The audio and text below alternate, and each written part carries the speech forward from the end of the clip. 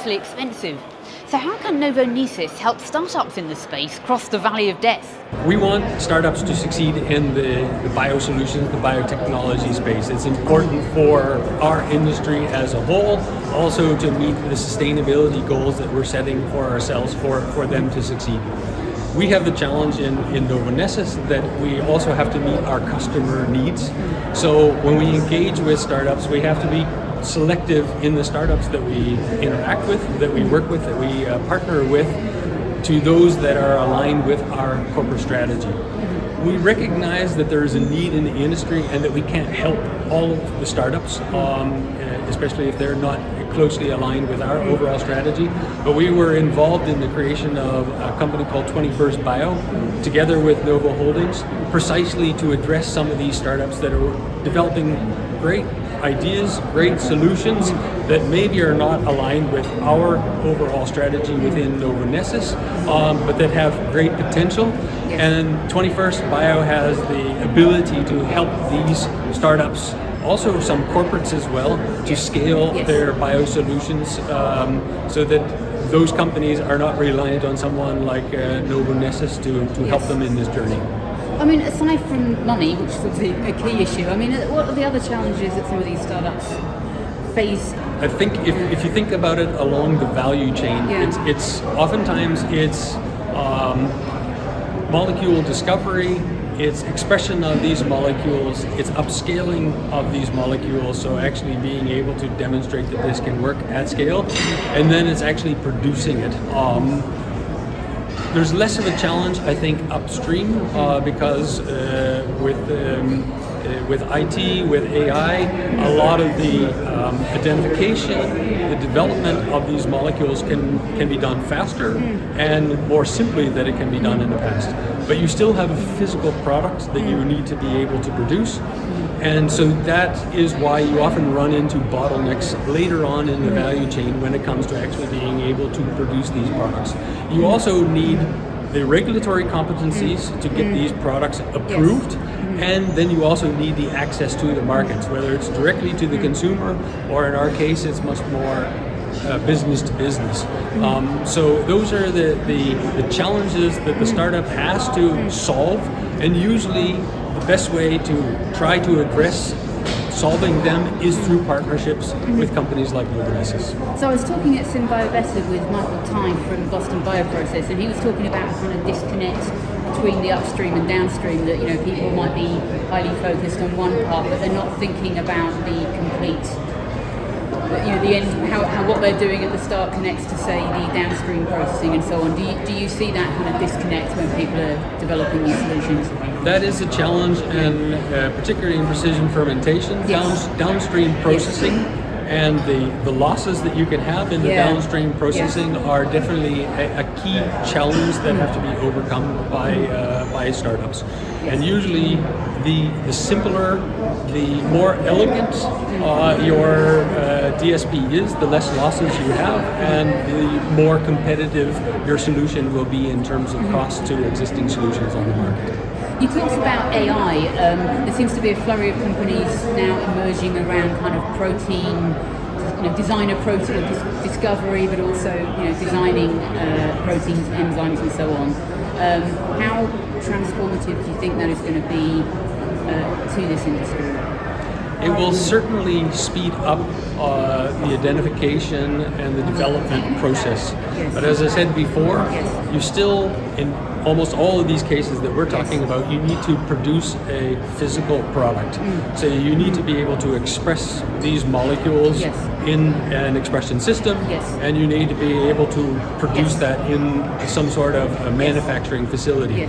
So a lot of the challenges that startups have, the valley of death, so to speak, is often going into that production, so making that leap from doing something that works in the lab, can be an interesting molecule, but then actually being able to produce it at scale, maybe even just enough scale for you to do your safety testing, to do regulatory testing and that sort of thing. The challenge associated with this space is that petroleum-based products are quite low cost, and they have been optimized over many decades. Yes.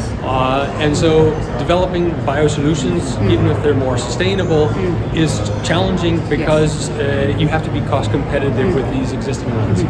There, in that venture that we have, so those activities, we're very much focusing on what high value pathways do we think biotechnology can actually compete with the existing petroleum-based or chemical-based pathways. So it's very much focusing in on a specific niche where we think you can get a foothold into this segment, and then from there you can always move into other adjacent areas. But it's very much on a case-by-case basis, and you have to be very strategic because of the economic challenges in being competitive with the existing solutions. But does that come down to different feedstocks or domesticating kind of wild microbes that aren't the traditional industrial workhorses, different bioreactor designs, or what is it going to come down to? I mean, some of that could come down to optimization of existing production methods, or actually manufacturing differently than we do. And that's an area that we're definitely exploring in this activity, but also in other activities, because Novonesis is, we use our technology, our production capabilities across many different classes. Yes. So they're multi-purpose facilities. But in some cases, to be able to be cost competitive, you actually need to have dedicated facilities.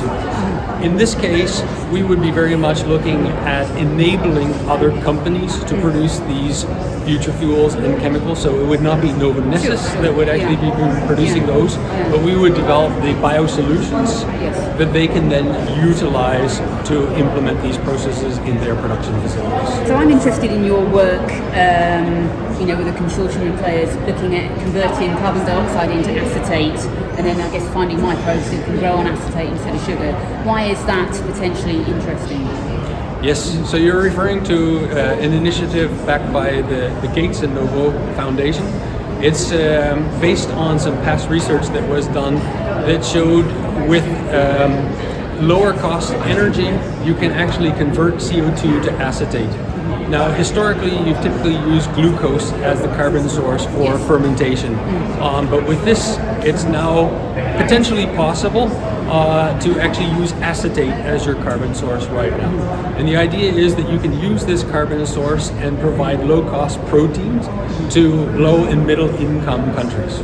So it's still very much in early stages of the project, but the potential is very huge because you can develop, or there's the potential to develop solutions that are competitive with existing protein sources. Are you able to highlight a few areas where you see particular promise in biomanufacturing in the food and ag space? I think one area that has been around for quite some time but has come up again is the whole topic of sustainability in side streams. We know that almost all of the industrial processes we have, not only in the food and agricultural space, but in other areas as well, generate side streams. And in the food and ag space, those are typically utilized as animal feed. Very commonly, so low value products. And we hear from our customers, we have solutions already, but we also hear from our customers that there is a need for more solutions to be developed in this space. It's also important to highlight, and I think there's a realization from our side, that biosolutions, although they're good, are probably not going to solve all of these problems in themselves.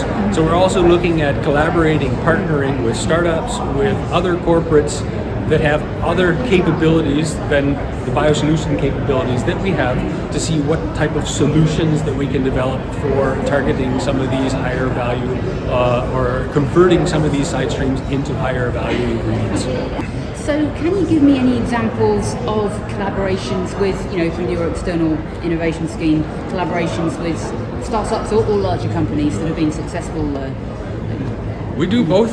I think one of the good examples that we have on kind of earlier stage scouting and partnerships is with a French company called Carbius. We've actually been working with them for a number of years now, 7 or 8 years, on the whole topic of plastic recycling. And that was a company that was working in an industry that we did not have that much insight into, but developing biotechnology, in this case enzymes, for retaining the virgin properties of PET plastic. And so we collaborated with them to help them scale up those activities and also give us knowledge and exposure into an emerging market space.